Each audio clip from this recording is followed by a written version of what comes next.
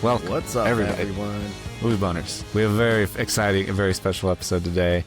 So in this episode, we're talking about movies based on true stories centered around like real events and that use real people as characters in them. And we chose to do this topic for two reasons. One, with Thanksgiving coming up, it seems like there's a lot of confusion around the tradition of the history of the holiday. And so there's always, I guess, in the air, in the zeitgeist, there's this theme of sorting through what's true and not true historically. That's already kind of around. But then also, number two, we knew we had to get Brian on the show, who is the world's foremost authority on historical films, I would say. I don't know about foremost authority. I mean, I have a show about it, kind of out of necessity, but it's worked out. You know, I'm happy about it, reviewing history. We go through historical movies. We tell you what's real and fake in them as we make dick and fart jokes. It's a fun time. It's a great time. I love your show. Yeah, so we are happy to have Brian Ruppert on, host of Reviewing History podcast. And I would say your qualifications are impeccable. So you're a filmmaker so you know a thing or two about movies. I'm a fan of film as well. And then you're a teacher as well. I think that is a major selling point for your podcast. Are you a history teacher? Oh, cool. I'm a film teacher. A film teacher, okay. Well, you always say a teacher, and I just kind of assumed history, but I was like, maybe not a history teacher. No, I keep it vague, so it could be whatever you want. But I teach film in high school, so, it's a lot of entry-level stuff and, just trying to show kids things they haven't seen before. Yeah. So it's fun. Like I teach high school, and every year, I have the same movies that I watch every year with them, but I always ask who here has seen or heard of this movie before. And it's shocking to me as someone who grew up in the 90s that I'll ask a room of high schoolers who here has seen Star Wars, and out of 30 kids, maybe one hand will go up. Wow. They've never seen A New Hope. It's crazy. That is crazy. It would also be exciting though, because then you can be like, today we're watching Predator and nobody's ever seen Predator. I wish I could show R-rated movies. Mm-hmm. I'm very limited in my curriculum. That's your advanced class outside of high school. Yeah. Film club. Today we're watching Salo, kids. Yeah, exactly. We unfortunately had to watch Salo one time. That wasn't fun. It's one of my favorite movies, believe it or not. Is it really? Why is that? It's so hot. The poop gets it for you? Yeah, no, really, it's... I think it's such an effective film as just making you uncomfortable to watch. Mm-hmm. It's not joyful. It's a torturous experience designed that way. Mm-hmm. And it's well made. It's not like a film like Skinamarink, which I fucking hated, where it's designed for you not to like it almost, but it feels like it's kind of made like a piece of shit. This is purposeful, artful, and is saying something with a message about how violence and hate can just kind of become blasé, especially with that last shot, which is awesome. So it's saying something ultimately, which I think goes a long way. But it's one of those movies that you don't watch all the time, but every so often you're like, hey, I got something to show you. And it's fucked up and you show it to someone, they're like, oh my God. Yeah, that has a certain appeal, I'm sure, as well. And it's a historical film about Italian fascism. So that's on brand for the episode. Way to correlate those, Jake. And then you're a comedian too, aren't you? Thank you. I've dabbled in some comedy. I've done stand-up at some open mics. I would not call myself a comedian at all. It's closer than we are.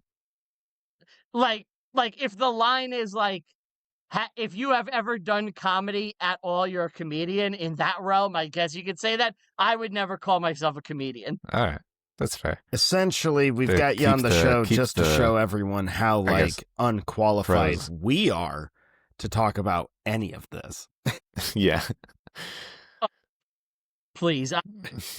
I'm so unqualified to talk about the history stuff on my show. I'm not the history guy.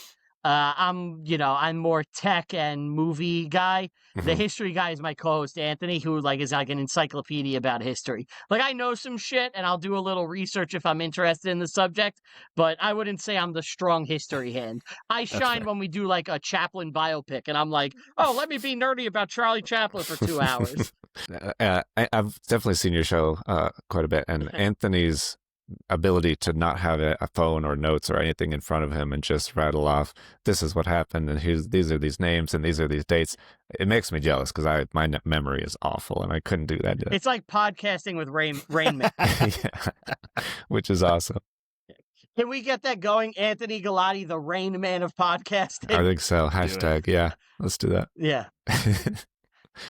Yeah. So I mentioned wanted to have you on have you on as a guest. We wanted to have you on the show in the past as well. It seems like around this time of year, not just because of why you're here now particularly, but in general, you've made appearances. Fans of the show have seen your segments on the Movie Bonerz Awards, which are among of my two favorite segments that we've ever had. And then, yeah, excited to have you as a co-host on this episode. I know that it's right up your alley with the topic that we're doing today, but also I know that you are going around and have things to promote this time of year, so definitely want to make sure that you get the opportunity for that. Yeah, Santa's not the only fat man who makes his rounds this time of year. I do as well. You know, every year, my podcast, we do a bonus podcast on Bandcamp.com. It's always, there's one games Christmas pod, it's Christmas themed, and then there's a movie pod. So this year is all horror-related Christmas content. So all the games are horror-based. The movie we're covering is horror-based. So Bandcamp.com, dropping on Black Friday, our new Christmas podcast. It's called A Very Shining Christmas. There's also going to be a bundle with all the previous Christmas pods. And, you know, you could find something you like, I'm sure. But it's 3 hours of us playing Christmas horror-related games and stuff. It's a blast. I have so much fun doing it. And then we also covered Gremlins, which, you know, we don't get to do things like that on the main show. So it's nice to just get to talk about, you know, Gizmo for an hour. So Bandcamp.com on Black Friday, you could type in reviewing history and you'll see A Very Shining Christmas up there. You can go to Bandcamp right now and you can follow reviewing history and you'll get an alert when it drops.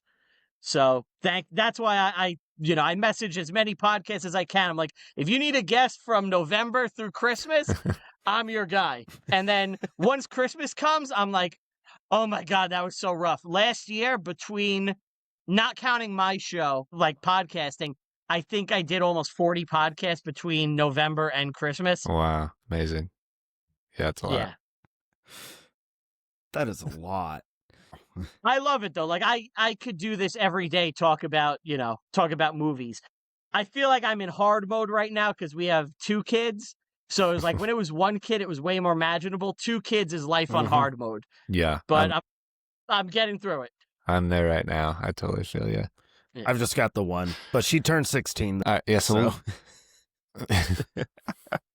yeah, that barely counts. She's 16. She's like out of your hands. She's doing her own thing. She's getting there. Yeah. Yeah.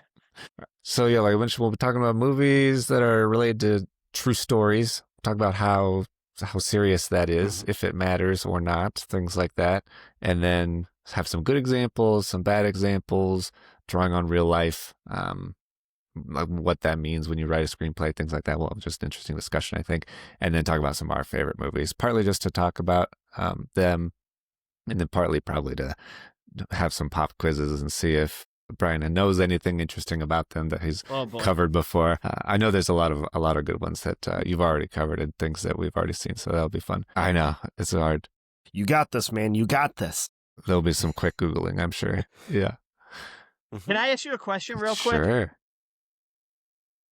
In the background on the DVD shelf, is that a Batman Returns figure? No. On so the Batman Returns. That's yours. No, the Michael Keaton one is in my bedroom. So Batman that's up there, that's Christian Bale. I think that's the Dark Knight suit. Yes, okay. Dark Knight suit. I couldn't remember. I'm looking from, far away. But yeah, I've got Michael Keaton. We don't have 4K original cameras, Batman so and Batman Returns. They're both in my room with the bat symbol or signal. I've had a Batman Returns like that style my whole life. So I was just looking at it. I was like, is that it? No, you're good, dude. You're good. All right, so before we start, let's do what we normally do. We'll touch on the movie draft and see how that is going, because it's getting serious. I don't know. Okay. Oh, yeah, things are changing. Well, depends on what you mean by changed. If you by change, you mean Have you? Are you winning? Then it yet? doesn't then matter. No, you're not. Nothing's changed. I'm still winning. But what has changed is that The Running Man came out, and that seems to be people like that. So I'm excited to see that eventually at some point. Now You See Me 3 and came out too.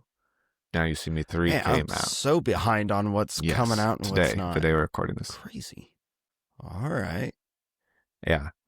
People still do not care about Tron. They really don't. So that was a kind of a wash. But we're getting into the fourth quarter with the last few big movies. So if you're going to make a push to be in the box office, then Wicked better be big, which it probably will be. And The Housemaid. Yeah. Hopefully it's better than the Sydney Sweeney biopic Christie about that boxer girl. Apparently that's not doing well. It did so bad that her PR team messaged people and they were like, stop talking about it flopping. But then I don't think it's just her. People are trying to spin it as like, oh, Sydney Sweeney sucks and we canceled her because of the American Eagle jeans thing for some reason. But the Smashing Machine, Dwayne Johnson's boxing UFC movie biopic. Also didn't they say that October was the worst month for movies since 1994 or something like that, or 98? Yeah, October was not a good month for movies at all. Nobody went to the movies. And I don't know if... There was a lot of things in October that I think kind of split it, where it was instead of maybe 2 big horror releases, every week they were pumping out a new horror release, and I think everything kind of blended together and got lost a bit. And Conjuring 4, you put that out in August. Right. Why? Yeah, it was, and it did very well. It made almost $500 million, but yeah, it was really, really, maybe everybody spent their horror budget already. And as far as as far as Christie and The Rock, I think audiences are sadly now trained that if a movie isn't a big event and a huge spectacle, they're just not turning out, and even sometimes then they're still not. Smashing Machine, Christie, those little personal stories that aren't tied to a well-known IP, they're not going to do well anymore, I don't think, sadly. Yeah, it is very sad. I think so, too. Even the bigger biopics like what's the one that Timothy Chalamet did about the harmonica guy, Bob Dylan? Yeah. Oh, A Complete Unknown? I don't know how good that one did, but it was more had the media push at least, seemed like. I think Oscar season helped that too. You know, that gave it some legs. That's true. And people probably like music more than violence as a general audience. Maybe. Rule. I don't know. Not me, but some people. Let's see, what else? Yeah, I think that's about it. No other real changes. There are some movies this year based on real life historical stuff. Roofman, for example, pretty insane story that actually happened. And then F1 is kind of Conjuring 4 for sure, which you just did an episode on, I believe. Yeah, we did. And then F1 is kind of a prehistoric movie in the sense that the story that it's about, the way that Brad Pitt's character wins, and I don't know if it's rarely happens or has never happened, but then right after that, the real F1 racer won in that same sort of way, which was kind of weird and interesting. So art reflecting life or something like that. All right. And then, I mentioned Smashing Machine. I don't think there's any other historical movies. Christie, we mentioned that. The Running Man, I think, is about O.J. Simpson. There's been a ton of high-speed chases in L.A. this year. My boss and I were talking about that because we've got a TV playing in the main room, and it's once or twice a month we see a new chase going on. We're like, I thought this was only a thing when OJ did it, and when they make fun of that in Anchorman too. But now it's a regular thing. He texted me last night you're missing another one. What? Just stay out of LA. Just all right. I gotta watch more news. I didn't even know that. I don't know if it's really that worth it. It turns out high speed chases. There's also kind of boring. Not that interesting. No. There's also a ton of train robberies in LA now. Really? Like they'll hold up trains. Yeah, like It's like if the you Wild Google West. like LA train robberies, they'll hold them up like Amazon like shipments that are coming through on train. Okay. They'll like jump on the rail and like loot it. Like it's crazy. That's wild. Happening? Interesting. All right. It's an interesting world we live in. Apparently. What new things have you seen recently, Dustin?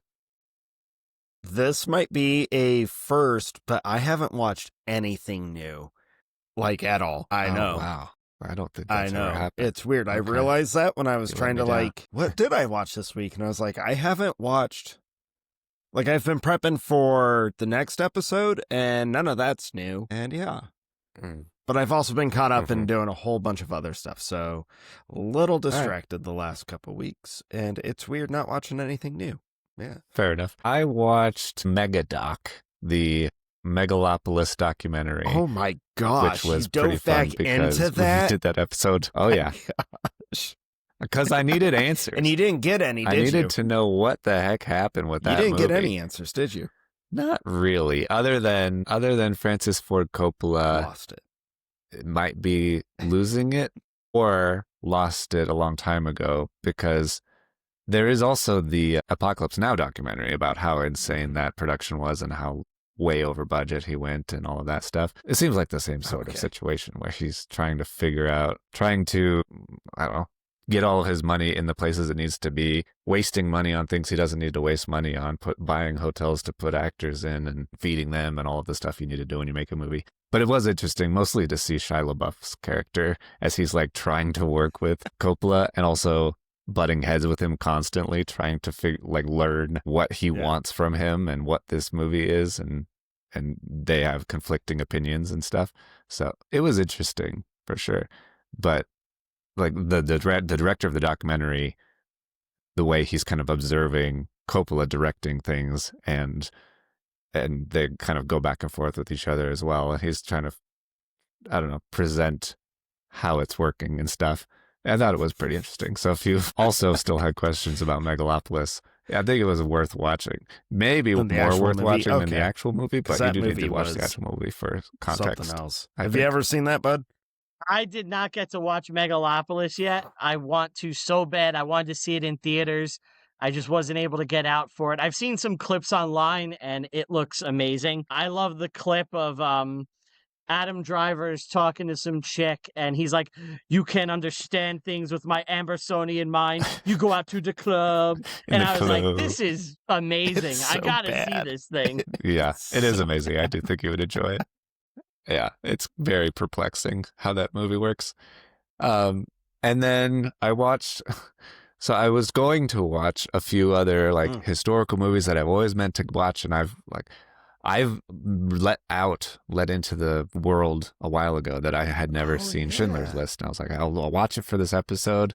Then it'll be my main thing we can talk about. I didn't watch Schindler's List. I've never seen it. Okay, good. All right. And I'm a Jew. Never saw it. Yeah. Mostly because we started watching Stranger Things season 4 to try to catch up for the new season. Okay. We tried 2 other times before this and couldn't get into it. I think it was mostly because we tried watching it like when my wife was newly postpartum with our second born, and she loves horror movies and true crime movies, and violence doesn't bother her at all. But for some reason, like right after she has a baby, she's like, I can't watch anything that's too serious and stressful. And so we couldn't focus and all of that stuff. But so finally, and I think part of it is also the first few episodes, I don't know, it was hard to get invested in. I didn't really care. I haven't really cared about Mike and Jonathan and Will. And there's like a lot of the first couple of episodes, and then they kind of just fade into the background. And then things start getting really interesting, and I was actually super into it. And it kind of ties all the way back to the beginning and starts explaining some really interesting stuff. So we have like 45 minutes left of the last episode because I started falling asleep last night. And so my wife is very annoyed that I had this scheduled and we can't be watching it right now. But it is good so far, and I'm excited for the 5th season now. Yeah, I can't wait for the 5th season. I feel like I've been waiting for fucking like 10 years. You know, it feels it's like kind forever. of weird It how really long has it's been taken forever. final season to actually get. It's weird like how they're old all the kids are now. Actual adults now. Yeah. Like 11 has a baby. And like, that's weird. They have to do a time jump in the show. You know, you can't like pick up like from the end of season 4 and it's like the next day. They're gonna like do the de-aging stuff that Hollywood likes to attempt to do, where it just looks so terrible. We're gonna get season 5 of like the Twilight baby face on everyone.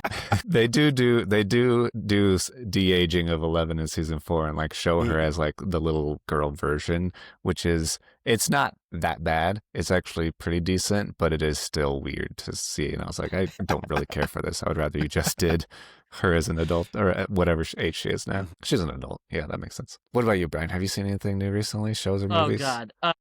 As far as new things, not like really. New releases, but new to you at least. The last new release I saw Stitchhead. No. Have you guys seen that? No, I don't think I even heard of it.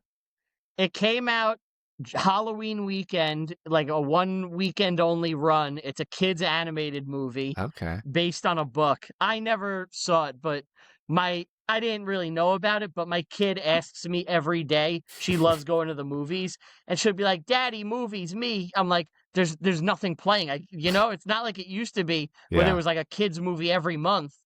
So she asked me every day, and this happened to be out, and I was like, "All right, let's go see Stitchhead."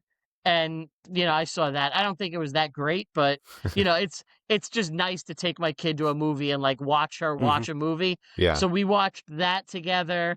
I'm on paternity leave right now, so I'm with her a lot. I'm trying to think, what have I watched with her? Jesus, I can't even remember right now. I put on something new the other day just because. I put on Leo, that Adam Sandler movie where he's a iguana, I think. Animated, yeah.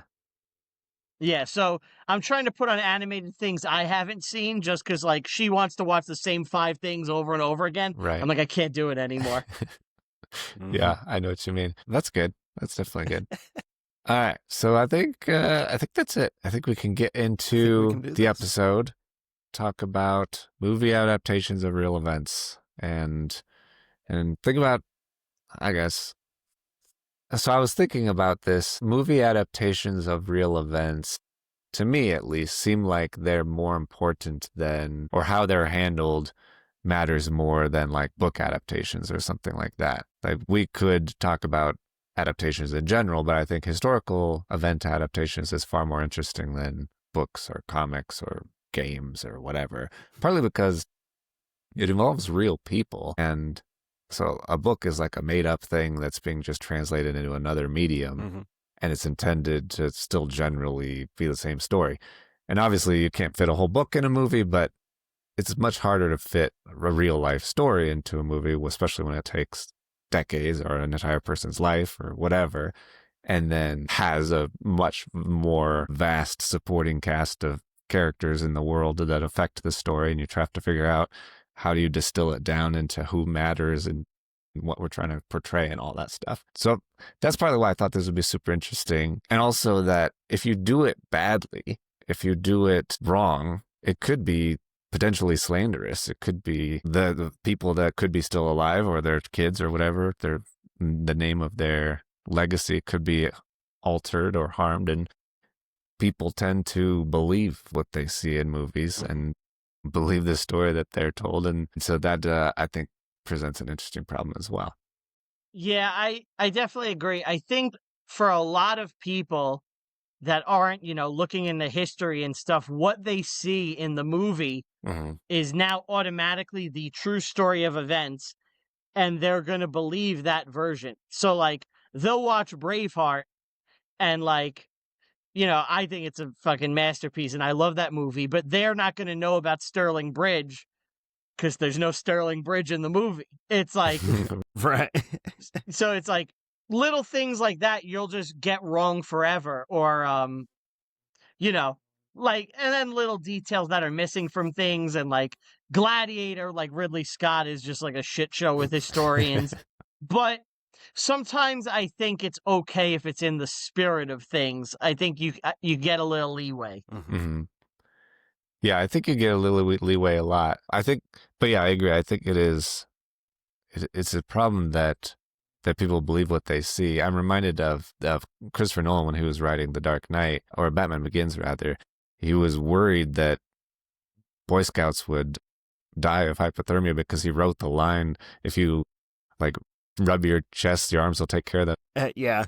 And he was worried that like that's not a real thing that actually happens, and so that could be potentially dangerous. Or I guess more history focused, or I don't know if it's history or culture or whatever, but the James Bond movie Spectre from like 2015 or whatever, they show the first scene is when they do the Day of the Dead. Yeah, 007 shirt. They do the Day of the Dead in Mexico City, and that wasn't a thing. They never did Day of the Dead parades in Mexico City until the movie, and then they started doing it afterwards just for tourism purposes.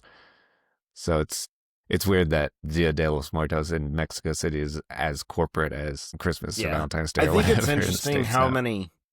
Well, you're welcome, Mexico. That's our gift to you. Yeah, I think it's interesting how, like you guys said, when you get a movie where it has that, like the title card that says this is based on a true story, how general audiences tend to read that as this is the true story.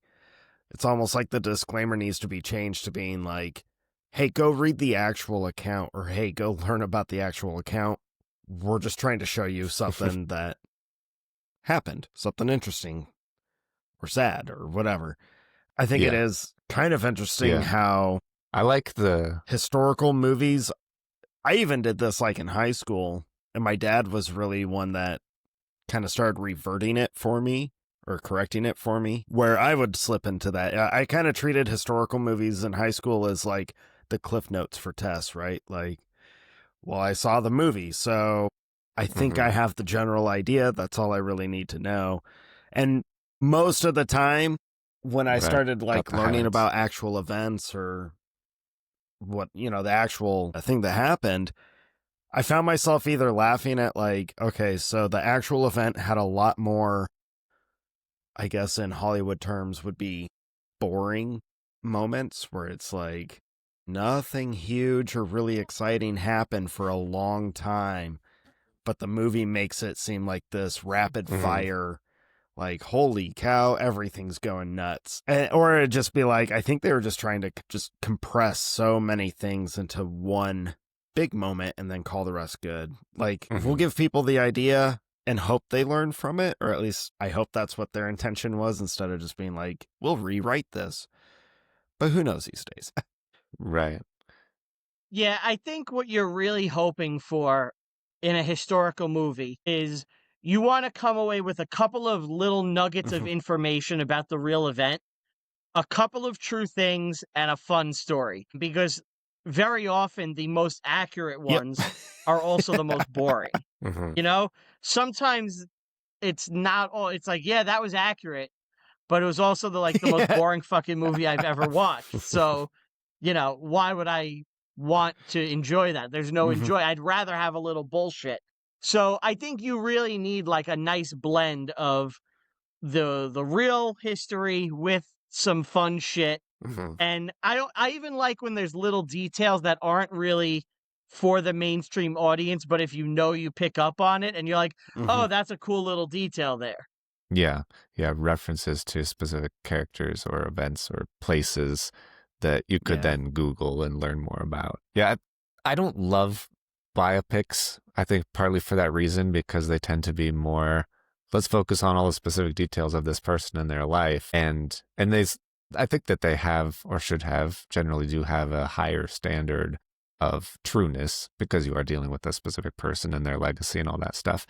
Whereas a movie like Braveheart or whatever, an action movie or an adventure movie or a thriller or horror movie or whatever, are primarily still entertainment first, and biopics seem like they're education first in a lot of cases, which is I think one of the funniest examples of like the quote unquote historical movie was when they released the remake of Texas Chainsaw Massacre, and it starts off with them saying like, this is based on a true story, and then it's like, Leatherface was never found, or it ends with the police investigation video. I remember going to school the following week, because all of us went and saw it, And how many kids were like, oh my gosh, Leatherface is a real guy.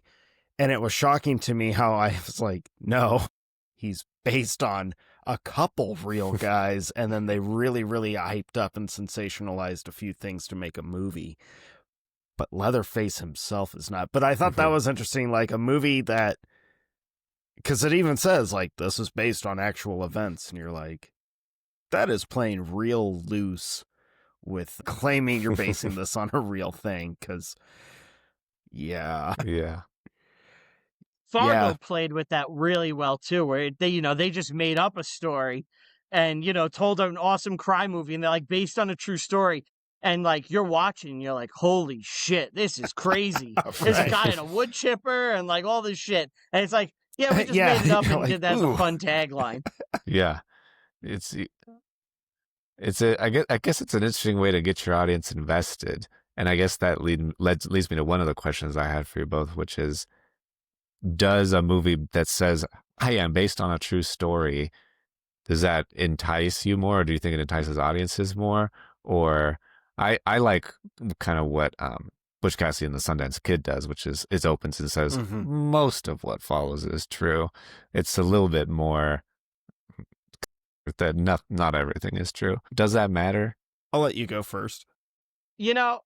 Yeah, I don't know if it affects the way I think it depends on how sacred the audience is holding the event. I feel like there's certain things, and it depends on the culture, that are so ingrained that if you're not doing it properly, you're going to really piss off some people. So it's like, for Americans, I think if you're doing like a George Washington movie and it's not accurate to the man, and like he's like banging chicks and like, and he's just not George Washington, I think a lot of people would be like, what the fuck? That's bullshit. So I think certain venerated figures in society, if you get it wrong, you're really going to piss some people off. Like Last Temptation of Christ, which is a movie I love, but I know that pisses some people off because of the whole vision sequence at the end, which, I don't know why it would, because he's being tempted.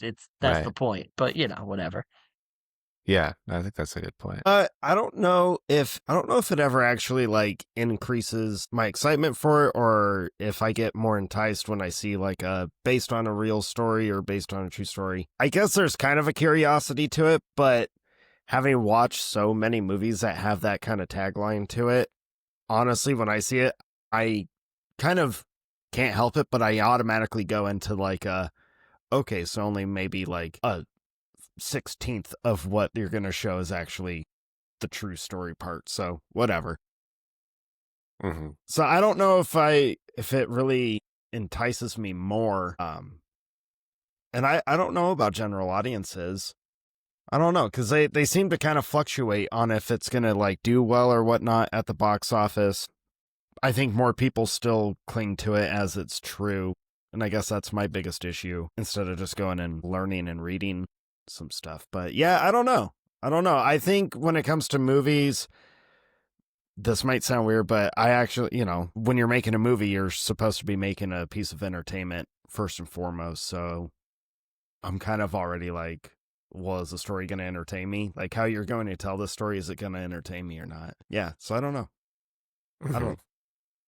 And I agree. I think that has to be the most important thing, is you have to be entertaining.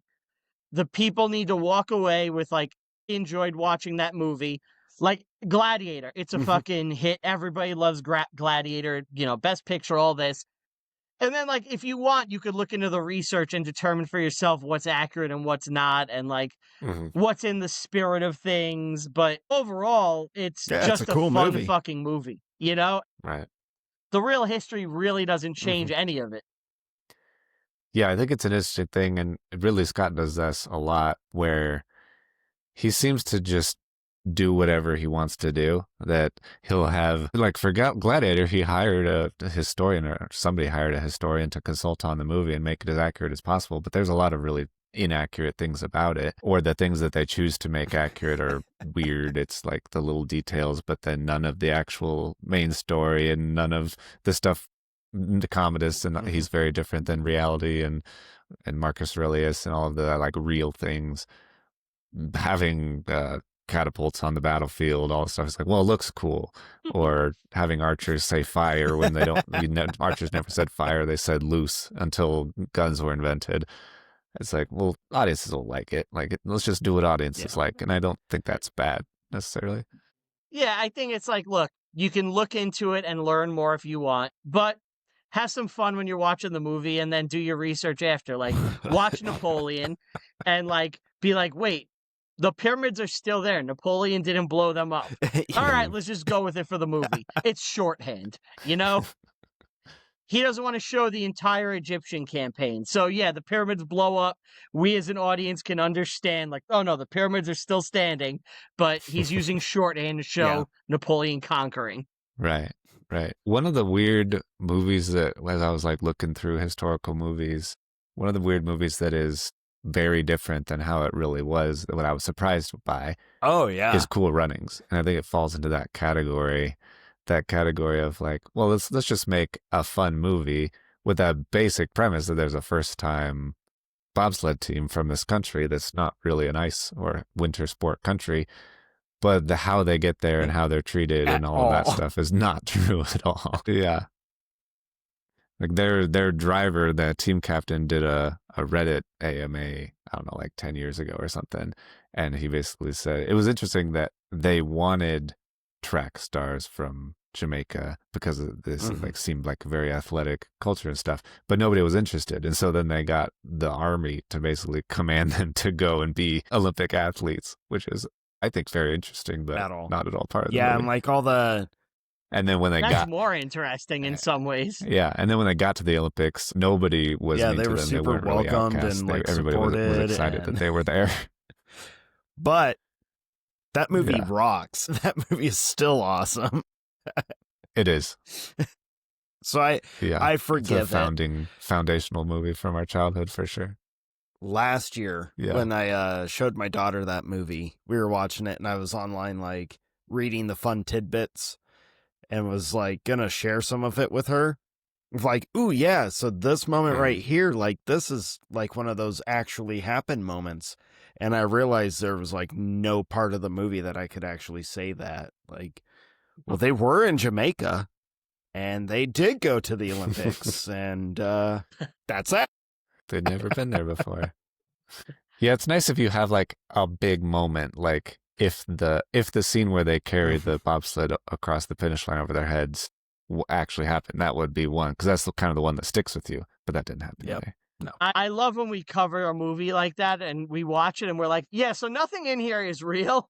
And all right, now we're going to cover the movie. It's like, what can you do? Yeah. Right. It's like, well, let's just talk about if we like the movie or not. Yeah. Yeah. Plus, like, I can't imagine Disney would have wanted to. It is that all you really need. Go ahead. You can finish. Oh, we do this a lot. Go ahead.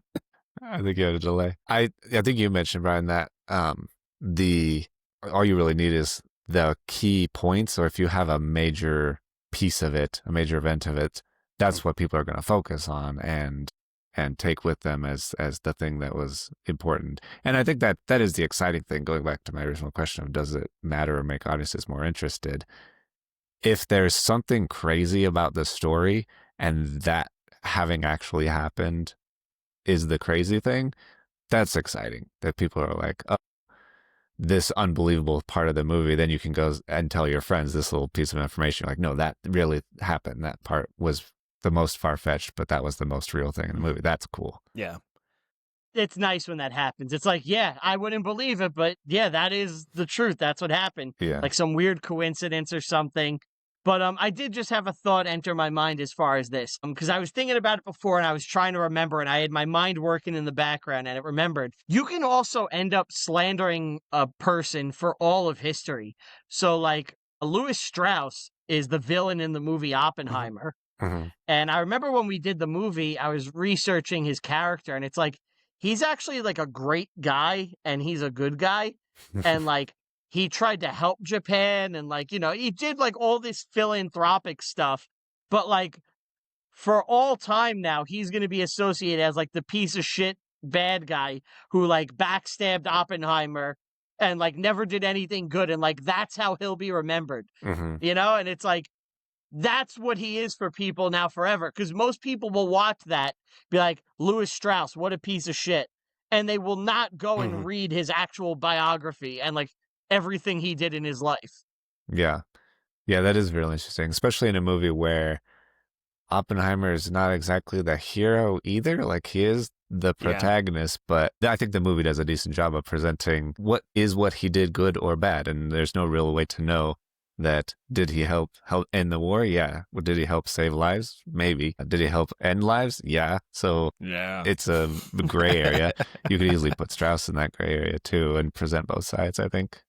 That's interesting. Yeah, I take Strauss, like the portrayal of him. I think everyone in that movie is in the gray area. Typically for me, when it comes to like political films or biographies or all that, I think it has to be gray area. I think that's where you're most successful, is if it's not, we're going to make you the villain, like 100% villain or 100% hero, great guy, but politician. Like, you're in the gray because no one should fully trust you at all. So you have to be in the gray. So like for Strauss and Oppenheimer, I never actually took him as like the villain of the movie or, you know, a villainous characteristic. I took it very much like a political figure that got caught up in the political world and aspirations and did what he thought he had to do. And then I kind of, for my own self, I'm like, I don't know enough for the broader scope of what they were doing or like all the different stuff going on. So my opinion stays at political figures playing the political game and just staying in a gray area. My hope is people keep them all in the gray. One of the things I was thinking of when we were talking about the one big event that's weird, that doesn't seem like it should be true because it's the most far-fetched part of the movie, is like in Tombstone, when Wyatt Earp is charging across the river and bullets are flying by him and he's out in the open and all this stuff with his shotgun. Like, that seems like it definitely should not be true, but it is. And I think those kinds of things are cool to find out. And it's like, wow, could he be even more badass? Right. Like, he just walks a guy down as they're shooting at him, like 8 people just to kill one guy. Yeah. That movie is actually really pretty accurate overall. It's also fucking amazing, but, you know. It is amazing. It's interesting the things that, I mean, it doesn't seem like, at least from what I've read, that there's that much that's inaccurate, and the things that are inaccurate are all understandable. It seems like it's things like the one night when all the brothers are attacked, it happened in a longer time frame, not all in one night, or the brothers all kind of showed up at different times, but they were all there. Or I think there was another brother that wasn't in the movie or something like that. Yeah. But other than that, like, all the main things are real. Doc Holliday didn't go down and, like, you know, have a one-on-one duel. You know, we really don't know what happened. Like, the movie's like, it's Doc Holliday, but there's no proof. Nobody was there. Doc and Wyatt Earp actually had a big falling out. That's not in the movie. It's like some things would just go against the movie you're telling. And it's like the primary goal is to please an audience and give them little historical nuggets. And I think that's what the best of these movies do. Yeah, I think that's true. And the other, like, main scene that has to be true is the gunfight at the OK Corral. That's the main thing people want to see in the middle of the movie. And that is very accurate, all of the things that happen with that, which is very interesting. I've heard that the Kevin Costner Wyatt Earp movie, which I haven't seen, is more accurate, but also, I think, more boring. That Tombstone takes more liberties, but is more entertaining. Is that true that you know of?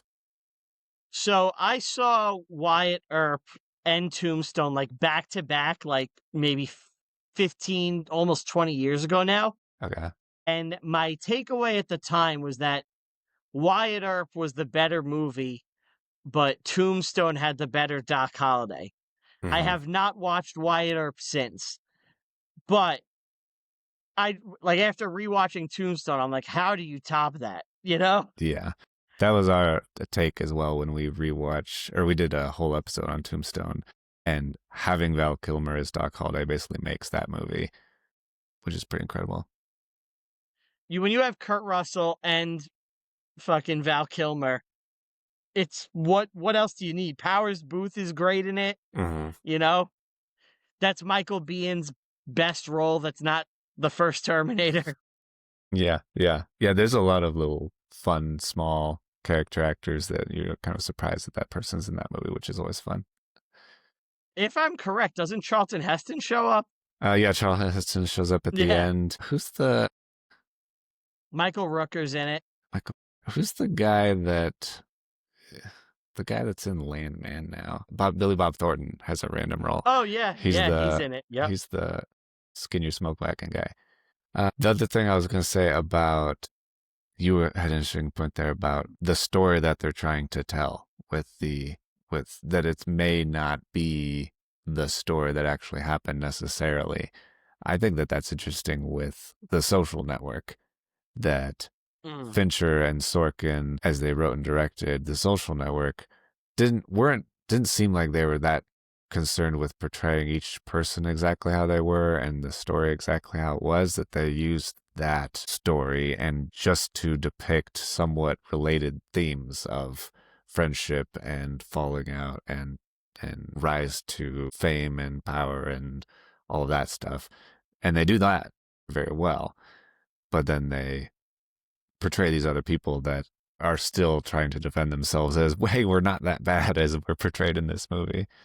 Yeah, it's honestly, that is a biopic that came out too early because that story was far from being over, which is why we're getting a sequel. And I know Jesse Eisenberg is not coming back for the sequel. So to me, it's like, why are we even doing this if you're not getting Eisenberg back? Like, if we're not, I want to see that portrayal again. I want to see what happens, but that movie in particular is like one of those ones where you hear the stories of how he directed behind the scenes, where he would go up to one actor and be like, in this scene, your character is right, And then he would go up to someone else and be like, all right, your character is right in this scene, and like try to get them going at it and stuff. And there's no real good guy in that movie. It's just like he's presenting this muddied mess of like opinions.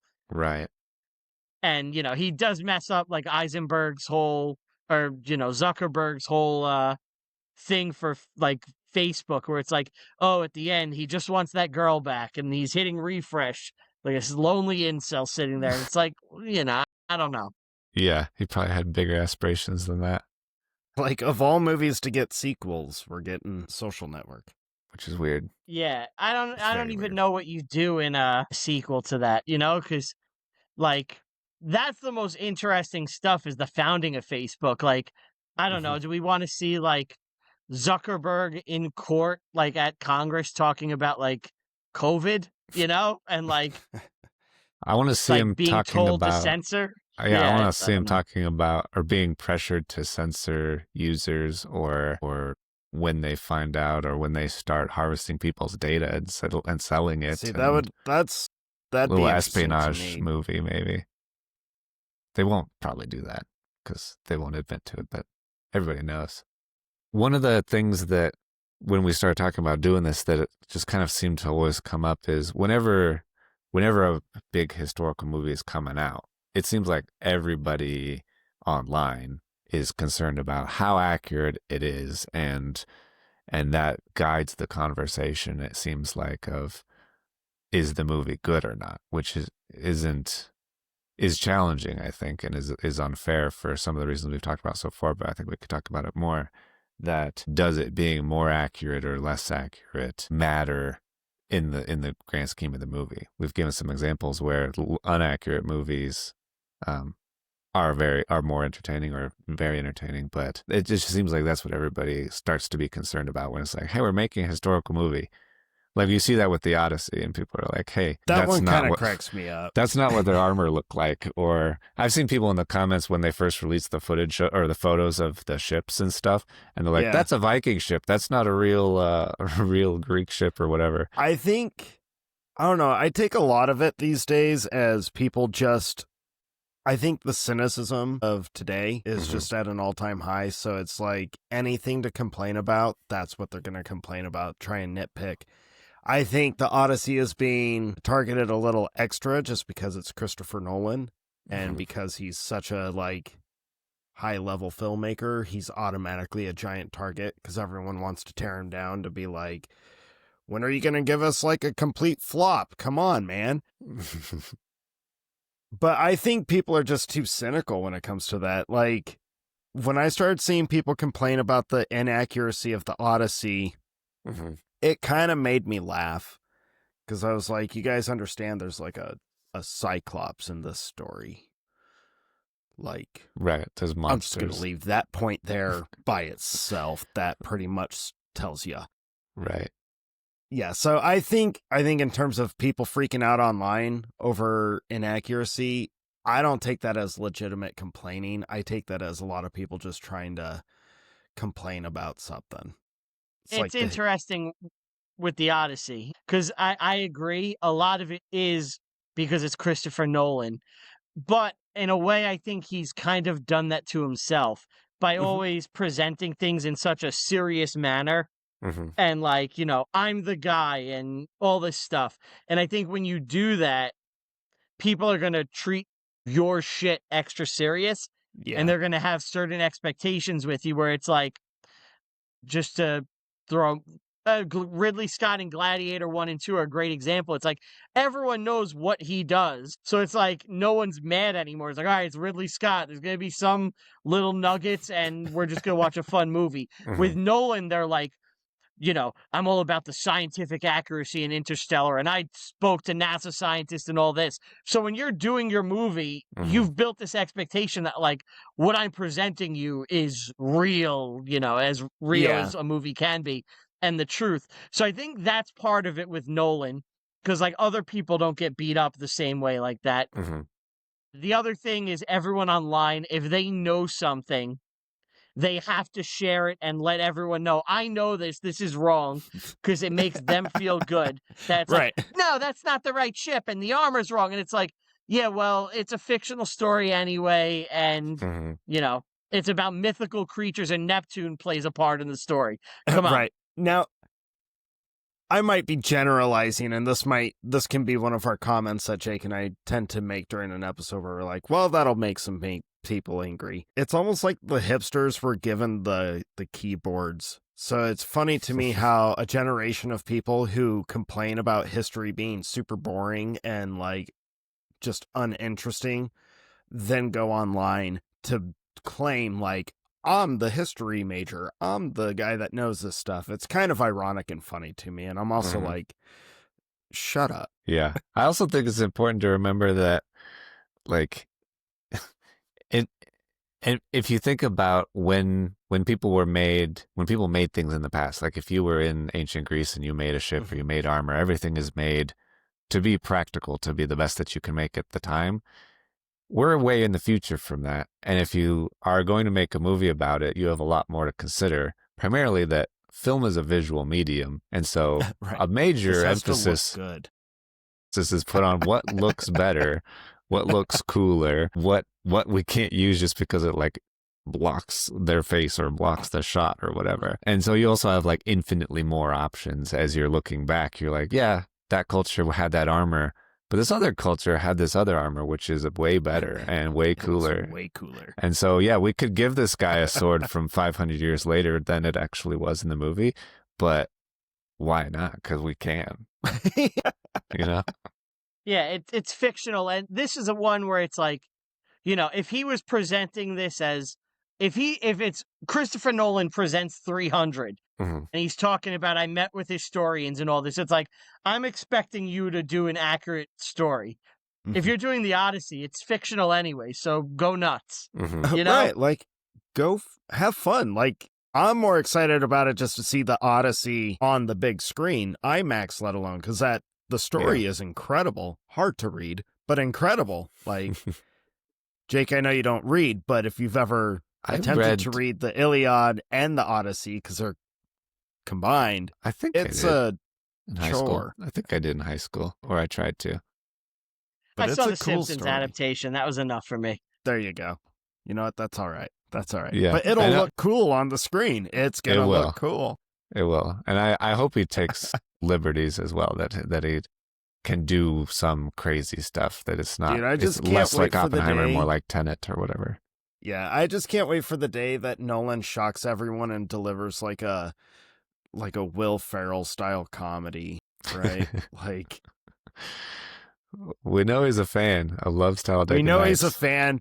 Like, maybe not Will Ferrell himself, but like that kind of just stupid humor, just comedy. Yeah. Like, I can't wait for Nolan to pump out a 90-minute, just mindless.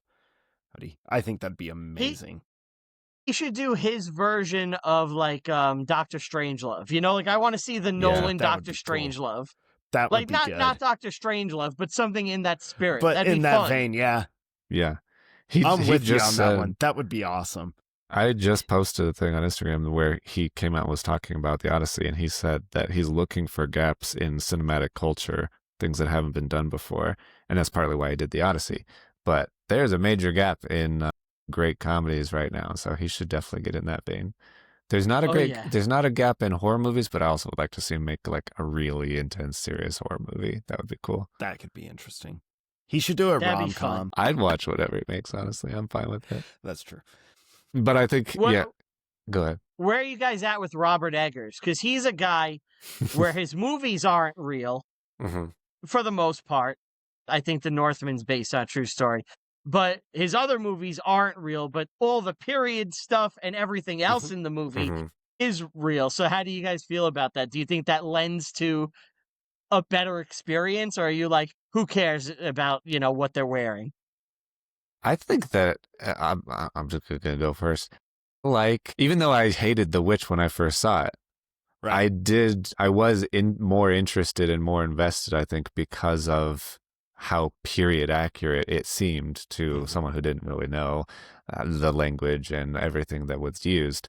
It made it very difficult, and they should have definitely had subtitles in the theater, because after rewatching the movie with subtitles, I realized that the movie is great, and I love that movie.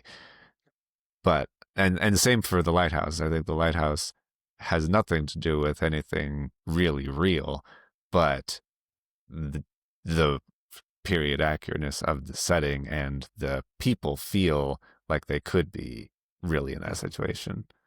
Yeah, I, as a pretty big fan of his, although Nosferatu was kind of like a letdown for me. I like what he does with the period films. I think they're fun. I think my favorite part about period films is that it completely strips away like everything that we depend on in current culture. So like there's no smartphones, there's no like all this high-tech stuff and I think it's good for us to have a reminder that there was a period of time, and it actually wasn't that long ago that we didn't have all this stuff just sitting in our pockets. We didn't have, Google at our fingertips. So I like that aspect. I think it works really well for him. He's another director that I keep hoping will do something new, because although I'm a fan of his movies so far, they're all the same kind of thing. I think The Lighthouse is his best movie. That's one that doesn't feel the same as his other ones, but at the end of the day, it's still old period. It's I don't know. I'm kind of ready to see him transition out of that style and just show me something new, because now we know your gimmick, we know your shtick, like through and through. Let's see you attempt something new. Like, I would love him to not do a horror film. I want to see him handle something like drama based, or I don't know, like just go completely different. I think he should step out of horror for a couple films just to kind of earn the appreciation of his craft a little bit more. Yeah, don't want to get it too pigeonholed. Yeah. His next movie is Werewolf. Right. With Aaron Taylor Johnson, and I think Anya Taylor-Joy is in it too. But that's going to be like in Germany in, late 1800s, early 1900s. He said he's working on a Western too, which I'm dying to see. Like, I was about to say that a Western could be cool. I know that he said he'll never make a movie with cell phones in it. Yeah. Or cars or anything modern in it. But I was thinking a movie like in the 80s or something would be fun. but a Western would be really cool. So A Western could be cool. I hadn't heard he was doing that, but that makes me very excited. More people need to do Westerns. I'm a big Eggers fan. I think he's the best filmmaker of his generation. I'm a huge fan. Him, Ari Aster. I'm trying to think who's another guy that came up around the same time. Regardless, I'm an Eggers fanboy. I think he's amazing. I love I think him. Eggers is far superior than Ari Aster. I look at his movies and I'm like, dude, you had Hereditary and that was brilliant. Midsummer is really good. I can't stand Beau is Afraid. And Eddington. I don't even know. I haven't seen it yet. Eddington. I had zero desire to see it. Zero. I'm not kidding. Beau is Afraid completely just I'm not your fan. You've completely lost me. You probably But have to do Eggers something is very different to earn you back. Yeah, I think Eggers is fantastic. I do really like what he does. I think I'm just ready to see him try something new. Because every film, even The Northman, still felt it's very obvious that I'm watching a Robert Eggers film. He has a style, that's for sure. He has a very specific, so it's I'm ready for him to do a film where he does not do that exact style. I think a Western would be really cool. Maybe try some different camera angles or, I don't know, normal aspect ratios. I don't know. Just something. Just give me something. Yeah, I do think the Western will force him to open up. And this is my prediction. I'm going to make it here. When he does his Western, the gimmick is going to be that it's all natural light. Yeah, it could be. But that could be cool. I was going to say, I think that'll be beautiful. He's definitely going to do an abnormal aspect ratio because it's going to be super widescreen cinema scope. Yep. That people don't use anymore. But it will be very cool when he does. Yeah. Yeah, that could be a lot of fun to watch.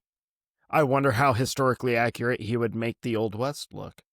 Yeah, me as well. I was going to bring, since we're on the topic of directors, there's a handful of directors that are either really good at making historically accurate movies or have a mixed bag or are really bad. We've already talked about whatever his name is, Ridley Scott.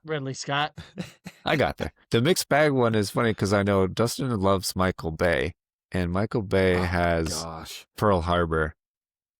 And the Pearl Harbor movie is, I think, among the top of the list for least accurate movies, it seems, is the consensus that I've seen. Oh, yeah.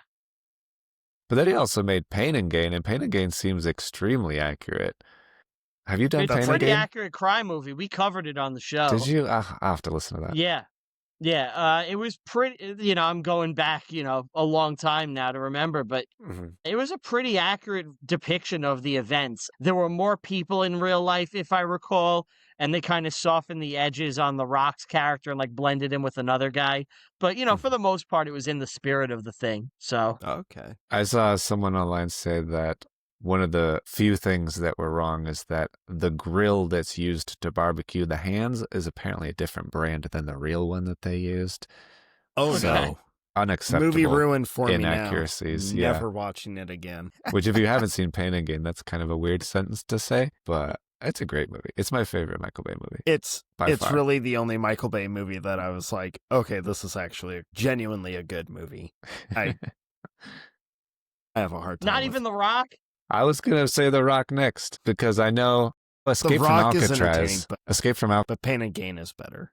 Is among the most accurate movies, but The Rock is adjacent. I don't know how many.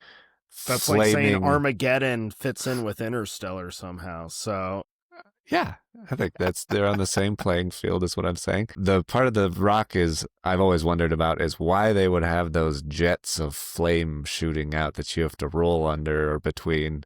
I'm not sure. I don't think the real island probably had that part. You don't think they built that in the 50s when they were building Alcatraz? This is our heating unit for the entire island. We're just going to shoot jets of flame at an interval that someone could roll through at any time. Yep. Yeah. You got to get that timing right. Yeah. I try to remember other parts of The Rock, but other than the acid explosive weapon of mass destruction, I don't remember anything else. Yeah, the neon green balls. Yeah. Yep. in glass, which were very, very effective. But yeah, do you have anything to say about Pearl Harbor? No, you had a visceral reaction, Dustin, when I mentioned it. It's just I haven't watched Pearl Harbor since it came out. Yeah, I remember just really being annoyed by it. the love triangle. I don't even remember really the because that's like what the focus attack of the whole movie was the love triangle, and like the event had a quick moment, and I remember it being a really long movie too. It's like 3 hours, and he wanted to do his Titanic. That's what it feels like. That's it's what it felt like. A year or two after Titanic, he's like, what's another thing people know in America? Titanic. People know Pearl Harbor, and there we go. What's a major Ben tragedy Affleck in American and Josh history? Hartnett. Yeah, exactly. Titanic's interesting because Titanic is not the most accurate Titanic movie, it seems. No, Night to it's Remember like an from older 1958. One, right? Yeah. Yeah. The sinking is very accurate, as far as that. Yeah, I saw for the Night to Remember, one of the inaccuracies is that the ship doesn't split in half. But we didn't know that it split in half until like 1985. And so it's kind of understandable that a movie from 1958 has it sink all in one piece, basically, because we hadn't gone underwater to see what happened yet, basically. Couldn't handle that pressure yet. We didn't have James Cameron, okay? Yep, we needed James Cameron. He's a treasure, a national treasure. But the thing that I had to tell my wife, because I wanted to ruin her day, was one of the accurate parts of Titanic is the old couple that dies in the bed together. Dies in the room? Were a real couple on the ship that like chose to stay behind. She was like, "But they are a better love story, I think, than Jack and Rose, if you ask me." Jack and Rose. It's like Notebook at Sea. Exactly. I love the Notebook. Who doesn't? Exactly. That's what I'm saying. Dustin doesn't care for the Notebook at all. It comes up pretty often. Yes, it does. Let's see. Oh, I felt like we had to bring up this movie because it's a movie that I think everybody liked and then felt was accurate, and then as time went on, public opinion has changed about it, and so and I don't know exactly how you guys feel about it because as a movie, I still really like it, but also I don't know if I'm allowed to like it anymore. So I'm talking about The Blind Side, that has since been revealed that it's fairly inaccurate, and Michael Orr himself said that he doesn't like how he's portrayed in it, and that he, particularly not being able to read and write, and that in reality he could do all those things, and in second grade he was like doing plays and stuff, and that he worked really, really hard to be successful, that he wasn't just like some big natural talent that showed up and got good and became one of the best tackles of all time. So then it becomes like this white savior story of this family rescued this kid and made him famous, and they're the heroes, and that he wasn't really allowed. He was in like what's that thing called? Contract Foster or whatever. Care? Like this contract that he's like they controlled all of his assets or success or something for a while. Okay. And So as far as like the movie, I've never seen it, but as far as the case afterwards talking about things, I do find it interesting because the other parties dispute it so much. So I feel like we really don't know, and the truth might be somewhere in the middle, because that's just his opinion, which is coming out now. And I don't know, he had so long to speak out about it. If it was so much of a problem, you waited years. So a long I don't know, it's hard time for me to just believe it all at face value. Like, I think there's a fun movie to be made about the fallout from The Blind Side. Honestly, like I would watch that about Michael Orr and like the family, how they feel, but I don't know. I don't know how to take it. Yeah. I'm with you on that one. I think the timing makes it very strange to me. Because he was directly involved with the production of the movie. He still had to sign the rights for it to even get made, to use his name and his likeness. He still signed and approved all of that stuff going forward. And then, the movie came out in like, what, 2014 or something like that? 13, something like that, yeah. Yeah. I think it was 2014.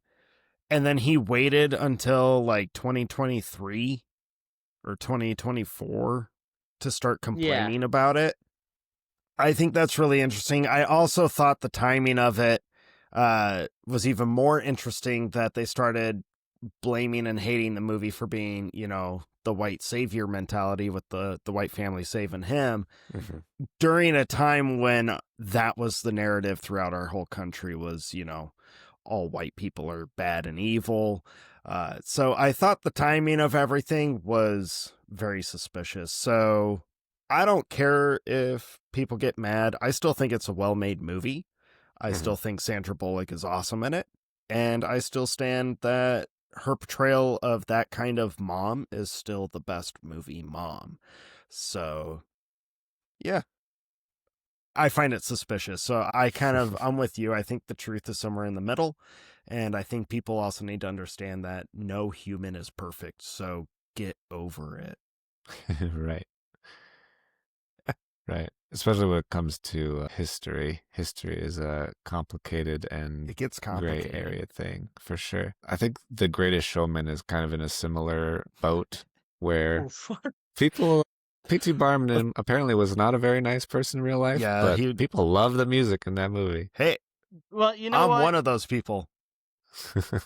We just did The Greatest Showman on the show, and the movie, I actually feel, is a little harsh on P.T. Barnum in some ways, where, like, in reality, those freaks wouldn't have made as much money if they weren't with P.T. Barnum. It's like he made them all super, super wealthy. Without him, they're not doing that, they're not known or working real jobs. Like, he made them all extraordinarily wealthy, and, like, he's a businessman, but, like, that was what was happening at the time. I don't think he's, like, this evil guy. I think he's, like, a great American capitalist success story who found a niche and, like, created something which lasted for 100 years. Right. Yeah, it definitely created something that didn't really exist at the scale that he brought it to, and brought a lot of people along with him on that success, which is very interesting. I still like the music. I know you do. I haven't seen it, but I've seen clips. I'm like, that seems like a very, particularly, what's his face? I almost had his name. I was so close Zac to pulling Efron? it out. No, the other guy, the main guy, the Hugh Jackman. guy, Hugh Jackman. Thank you. Where he's like singing softly and crying at the same time. Maybe that's the whole movie. I don't know, but there's a certain song that I was like, that's like the whole really beginning. song. Okay.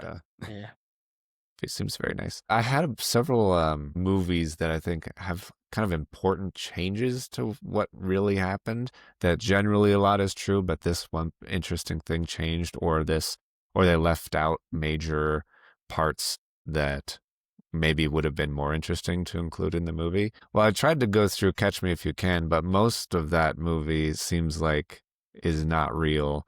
That is based on a book by a guy who told an interesting story, but all of the stories he told were not true. Right. That's like when they go ahead. I was gonna say, do you guys remember the book Million Little Pieces? No. About the dude that had to go through rehabilitation. They made a movie based on the book, which was funny because when the movie came out, it had already come out that the guy lied about every single event that had happened in the book. And then they made a movie about the book as an inspirational story. So It's a lot like sorry, that. Dude, what were you going to say? I'm so sorry. No. It's one of those things where it's like the guy wrote a bullshit tale about himself, pimping himself up. And, it's like in that sweet spot before the internet is super huge where you could still slip something like that through the cracks. And it worked. And, he told this story about himself. Yeah, it's like the most ideal way to con so many people, and he definitely got away with it, which is pretty cool, honestly. I guess speaking of cons, I was just listening to your episode about The Big Short because I thought that was so interesting, and okay, it is definitely a movie that presents itself as educational, like you say in your episode, but definitely agree that there's a lot of important details missing. It is kind of presented from a specific perspective of anti-bank and anti-finance, which there were a lot of mistakes made on that side, but it doesn't cover how much banks were required to give these loans to people because the government regulations required it, and things like that. that's an episode where I get the most shit from comments about it. That's like one of the most like divisive probably things ever done on the show in reality. Like people will just tune in and they'll be like, he got this wrong and this wrong. And it's like, yeah, but and they're like, all he's doing is loving the banks. And it's like, no, what I'm saying is that if we're looking at the perspective of the guy who made it, Adam McKay, he clearly has his political biases, and he's presenting this movie as, this is the factual reasons this happened, and it's X, Y, and Z. And if I can tangibly go and pull up laws which say, A, B, and C, I'm like, well, how can you say it's only X, Y, and Z when you're not mentioning A, B, and C, where they clearly have some sort of role in this? And it's like, yeah, I'm not asking him for him to paint me the entire financial picture of America. It's unrealistic. Like, I don't need him to tell me about the Federal Reserve and getting off the gold standard in 1973 and like hyperinflation and all this shit. It's like, yeah, all that stuff plays a factor too.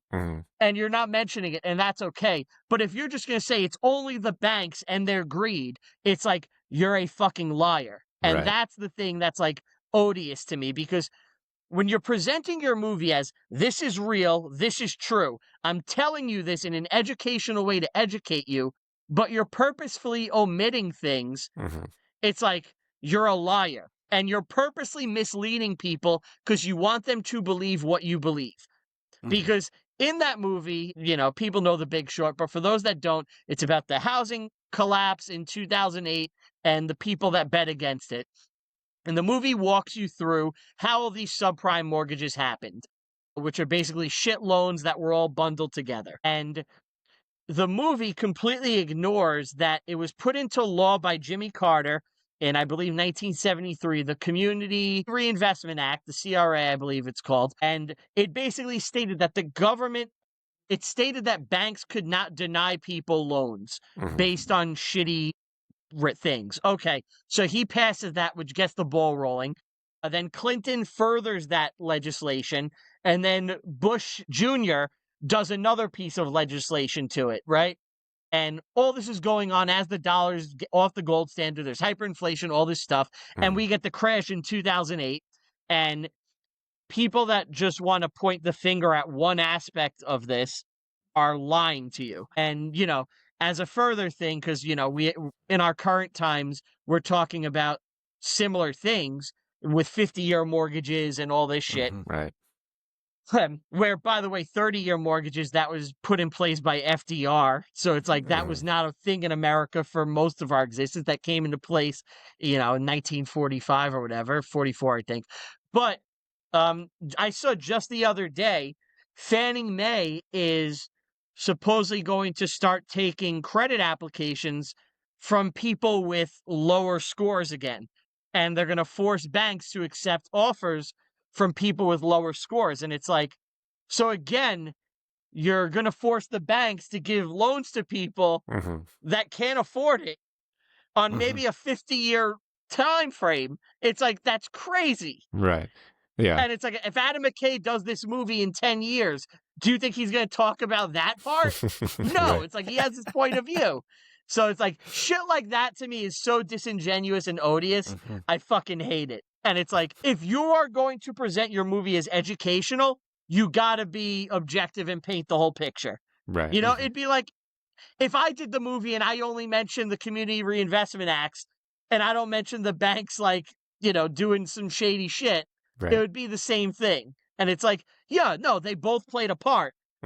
They were also kind of forced to do it by the government to give out these loans. Because if you think of it logically, banking has existed in America for a long time.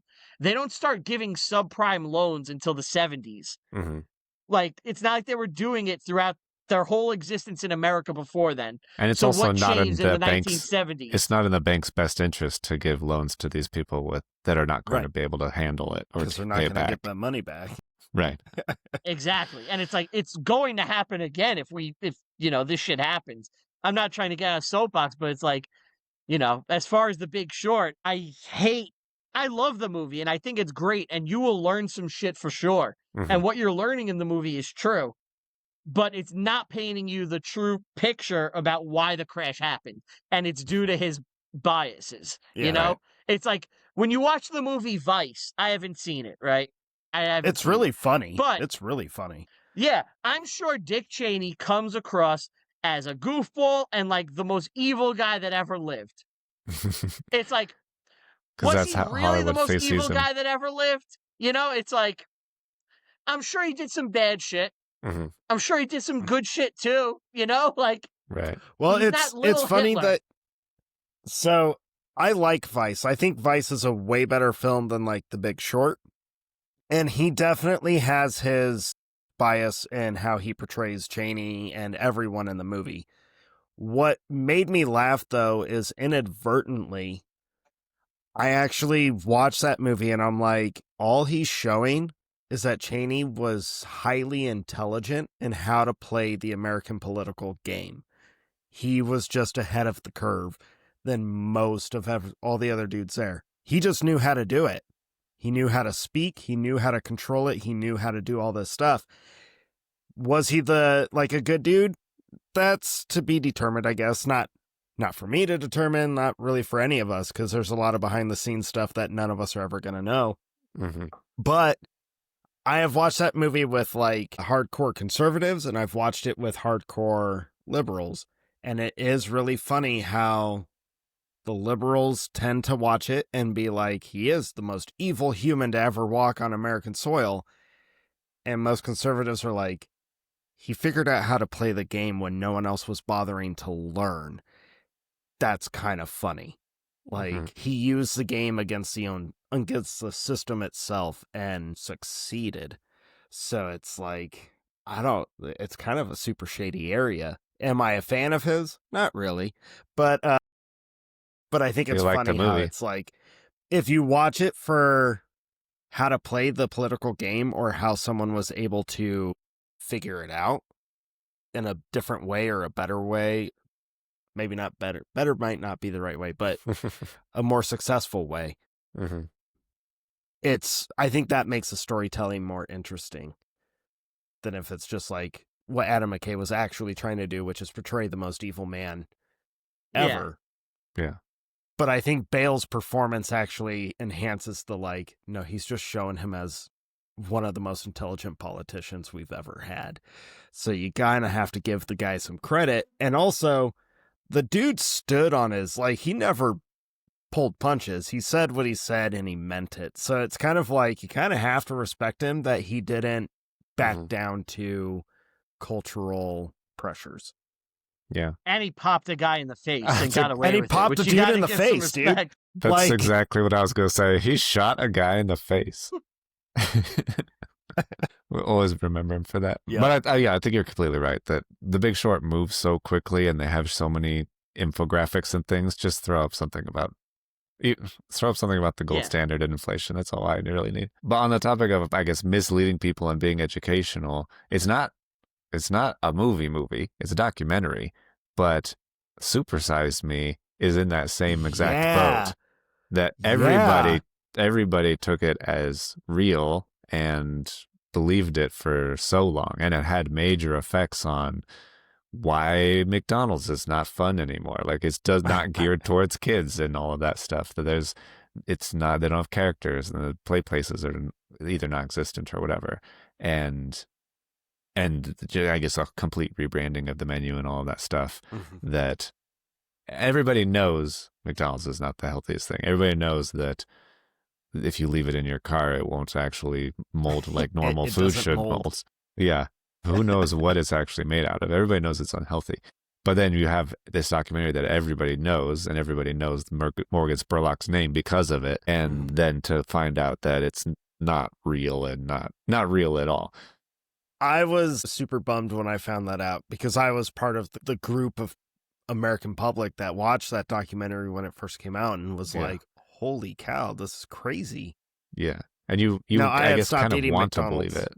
Yeah, I had stopped eating McDonald's long before I watched it because I was getting sick. But yeah, it blew my mind. And then come to find out, oh, this wasn't at all what was actually going on. It's kind of like watching those like Food Network TV shows where they would tour the restaurants or do the food challenges, and half of the time it's actually like, nah, they're just putting it on for the camera.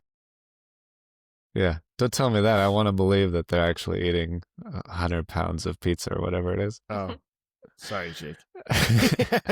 I want to believe.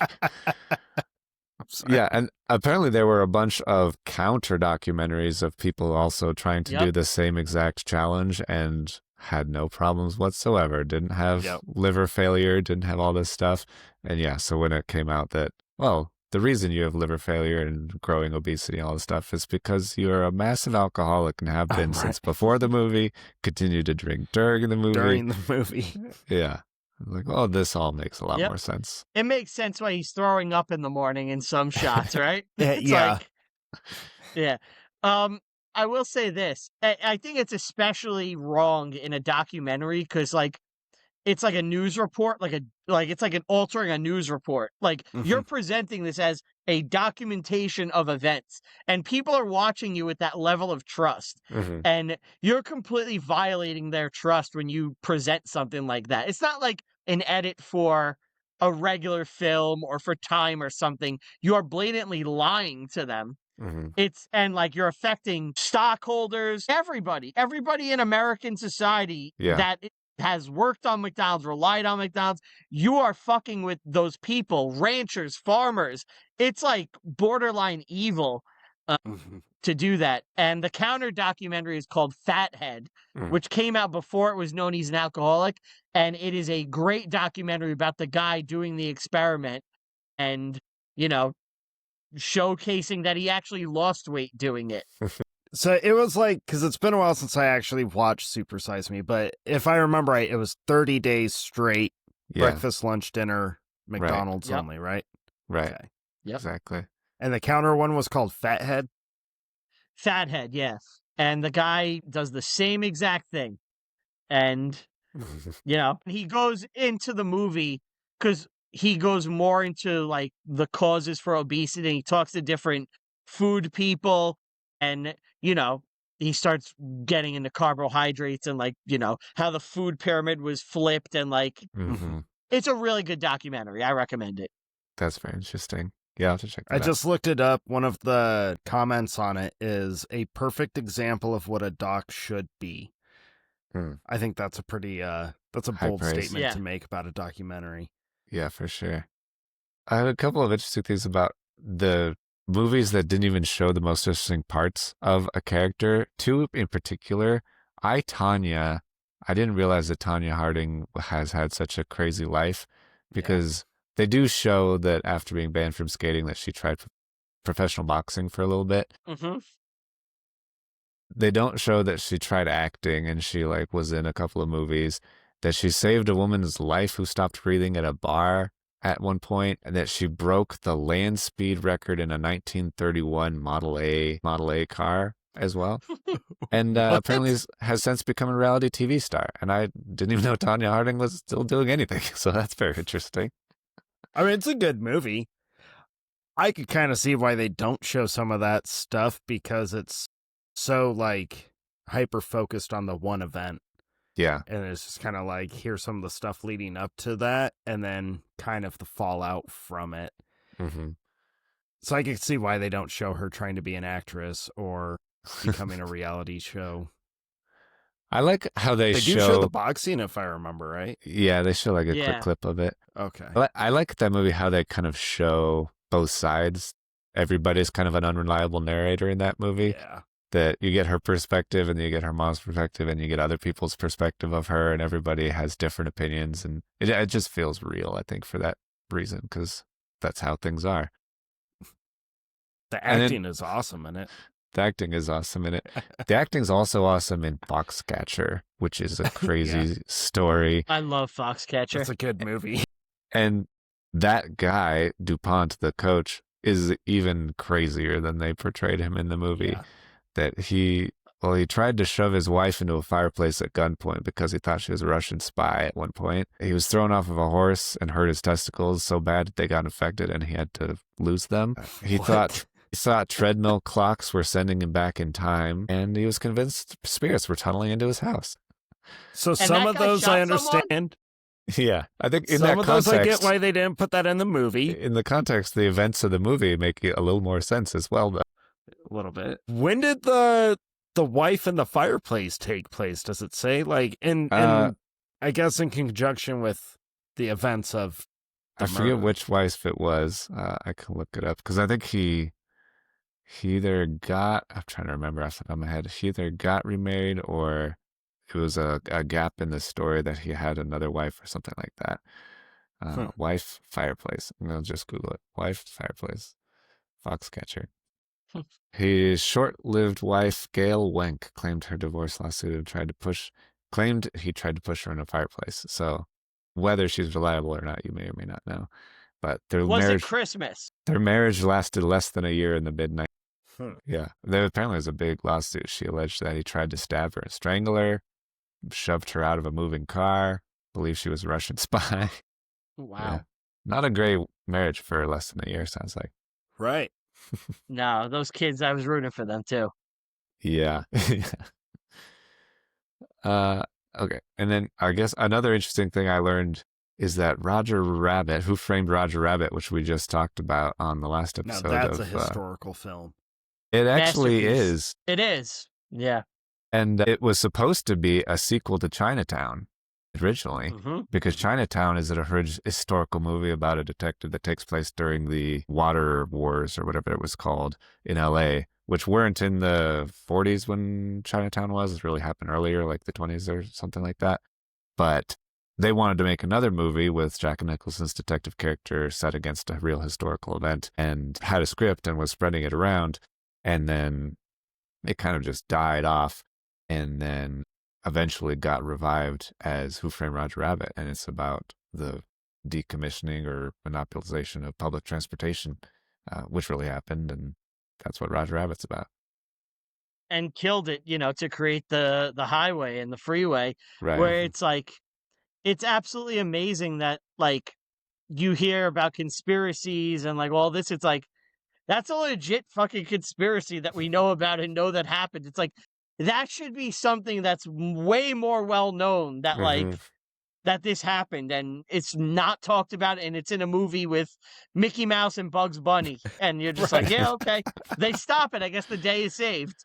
Right. Yeah. Bring awareness to that being a problem. That would be it. I don't know that I have too much else crazy or interesting to bring up. Although scrolling.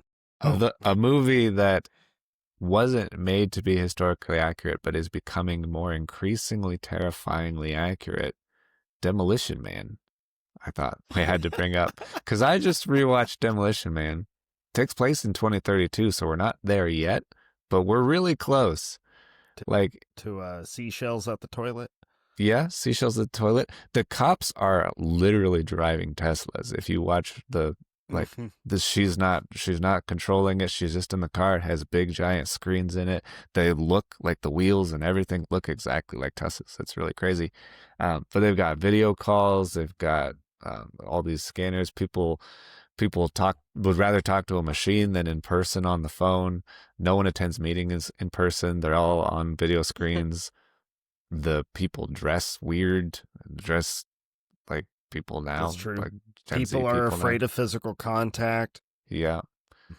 Dennis Leary is making rat burgers. Yes. Yep. Rat burgers are on the horizon, I'm sure. And at least we're still allowed to curse. That's good. As long as they don't fine us for cursing for now, that would be good. And Taco Bell will be the last restaurant standing. Yeah, I could see that. It has. Dude, I'm not gonna lie. Recently, Taco Bell did their decade special. It was like a month or two ago. Yeah, a month ago. But it was all the late 90s and early 2000s menu that they brought back. I'm not gonna lie. I had a lot of Taco Bell last month. It was so good. It was so good. They couldn't quite bring back the 80s prices, though, is the problem. No, and that's sad. If it was 49 cents or 89 cents or whatever it was, that would have been choice. But it tasted good. Good. Yeah. I've never understood people that complain about Taco Bell. I think if your body can't handle it, you are just You're weak. weak. Yeah. Yeah. Yeah. You deserve to be part of evolution and go the way of the dodo bird. Give me that 5-layer burrito, and then I'm going to drown it in fire sauce. Right. It's delicious.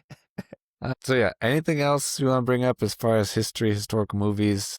Anything we need to bring I up? don't know, like, what do you think, Jake? Well, okay, so you brought up, you think people tend to get a little bit more worked up over if it's historically accurate compared to like a book adaptation.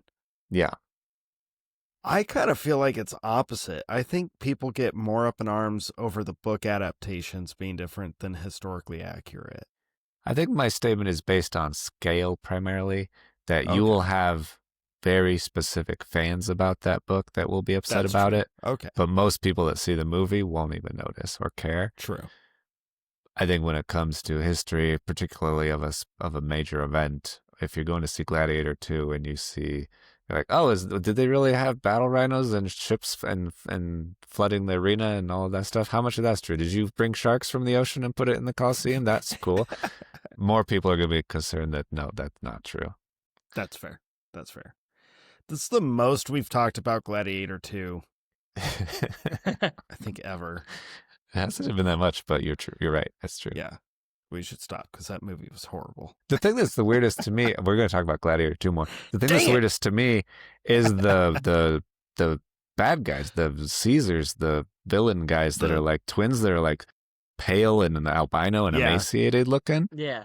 They didn't look like that at all. They were healthy, strapping men. Yep. And did not look evil at all. It was just that choice to make them look so gross. They just look gross. Wanted to make them weirdos. Yeah. Yeah. Like, I don't understand makes the audience have an immediate reaction to them before you know anything about them. Probably why they made them look so, like... Yeah. Are you... Yeah. Too bad they're not invented yet. Do you need electrolytes? Get this guy a Gatorade. We didn't really mention it, but at a certain point, Steven Spielberg took on the role of America's history teacher. And he'll pick specific events and specific things, and he became like the chronicler of them. I think he's maybe the greatest director ever. He's definitely top 5. He's effective, but he became like a history guy, and like you could show a lot of his movies to like people that know nothing about American history or history in general, and they'll get a pretty good working knowledge of things, you know? I'm not going to say everything is historical accurate, but he's done so much of it that, you know, I think it might be 10 movies or more of historical stuff.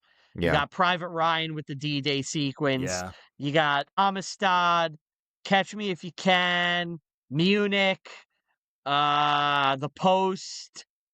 You know, I'm probably missing some.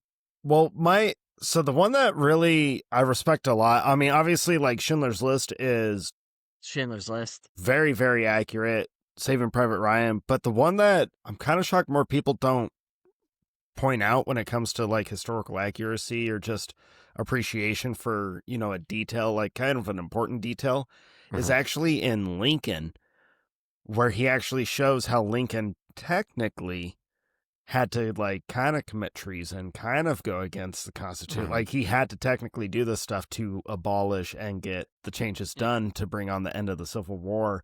Because Lincoln, I'm not saying that to like trash on Lincoln, like the President Lincoln, but it's true. Like when you look at the Civil War, Lincoln had to break laws.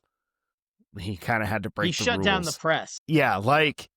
He did things that the president was not supposed to do, still not supposed to do. He did them. So I appreciate that. I respect that a lot, that they still showed it, that he wasn't like gonna gloss over it and just paint this perfect picture of Abraham Lincoln, but actually like, no, he was still a flawed dude.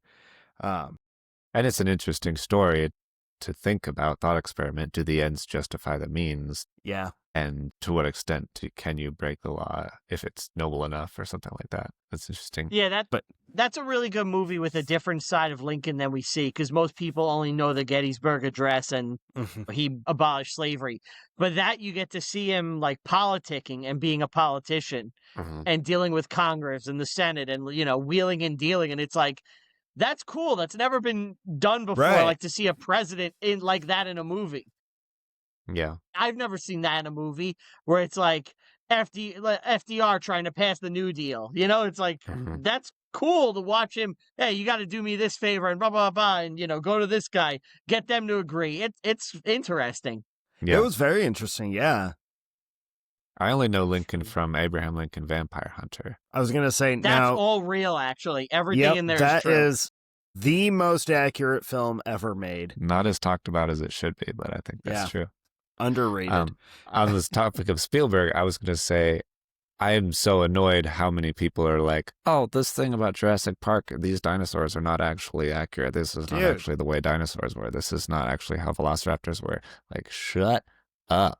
I don't care that they don't have feathers. I also don't entirely believe that you know everything about dinosaurs because A, they were so long ago.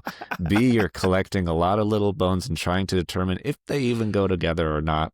You're watching a lot of reels on Facebook right now, aren't you? I'm just saying. No, not you, but that's like my reaction to that. Oh, yeah. I also laugh about that because I'm like, the people complaining about the look of the dinosaurs in the Jurassic Park series, they crack me up because I'm like, it's so blatant you've never read the books and you've never paid attention to the dialogue in the first movie where they blatantly tell Frog you DNA.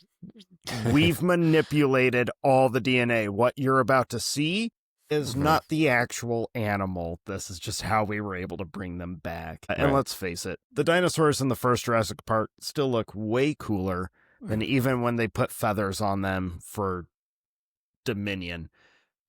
Like, the feathered ones don't even look that intimidating.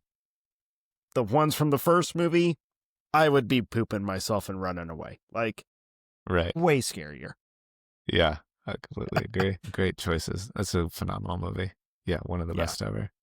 It really is. Two other directors that are shockingly accurate. Clint Eastwood, his movies, particularly 1517 to Paris, it seems to be like, not only the movie itself is accurate, and it was filmed on a train that is in the same route from Amsterdam to Paris, I think, but he cast 6 of the real passengers that were there on the event of the day, including the 3 main American dudes, which is pretty crazy. But then, like, American Sniper and Sully and Flags of Our Fathers and Letters to Iwo Jima, those are all very accurate movies. And then Mel Gibson also, Apocalypto and Hacksaw Ridge. He probably has other ones too, but those are The Patriot. The Patriot, The Passion, all of them are phenomenally accurate movies, which is pretty incredible. Yeah, not Braveheart, but it's so fucking good. Who cares? Dude, well, what's funny about Braveheart being so inaccurate, so my ex-wife is from Scotland. Her family, she was born, raised in Scotland. I've spent time in Scotland. Like, what cracks me up about this is more Americans are butthurt over the historical inaccuracies in Braveheart than Scottish people. Like, they're probably just like, fuck yeah, I love this movie. Like, they love the movie. They're like, we don't care that it's not the exact story. We love that the whole point of it is showing this guy's dedication and love and how much the British suck. Yeah, and they hate the English. So but yeah, so I think it's hilarious how like it's such a up in arms thing here, but over there, from what my experience is like, no, it's a movie because it captures like how much we love and are dedicated to our country and to our freedom. Like, that's what they take from it, is just the heart of the whole thing. And us over here are like, oh my gosh, they didn't wear kilts during that time. Plus, it's such a great movie. Like, it's too good to complain about. It's just too good. Yeah. Pointless. Yeah, I agree. All right. Anything else? Nah, I think I'm good. I'm good. All right. Yeah, I would say maybe the only thing I think they should do in movies is just a little extra disclaimer that tells people, like, based on a true event, Go read the actual event.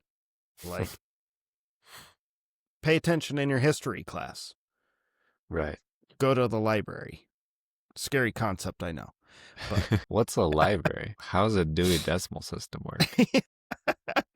They probably don't even have those anymore. I haven't been to a library in a long time. They I don't go have the Dewey pretty Decimal. regularly. I'm part of the problem.